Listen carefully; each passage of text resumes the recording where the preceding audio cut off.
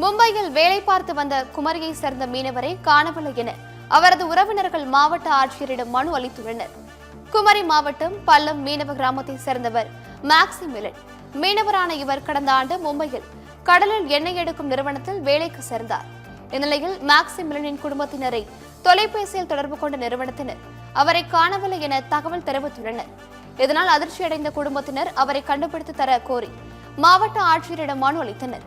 4 நாட்களாகியும் மேக்சிமிலனை பற்றி எந்த தகவலும் கிடைக்கவில்லை என்றும் சம்பந்தப்பட்ட நிறுவனத்தின் மீது வழக்கு தொடர வேண்டும் எனவும் உறவினர்கள் வலியுறுத்தியுள்ளனர்.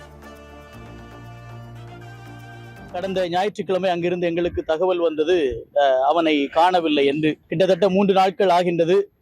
எந்த ஒரு சரியான தகவலும் அந்த நிறுவனத்திடமிருந்து எங்களுக்கு தரப்படவில்லை. மிகுந்த அச்சத்தில் அவர்களுடைய குடும்பத்தில் உள்ளவர்கள் இருக்கின்றார்கள். அவர்களுடைய தந்தை இங்கே நின்று கொண்டிருக்கின்றார். அவனை இழந்து மிகவும் வருத்தப்படுகிறது அவனுடைய குடும்பம்.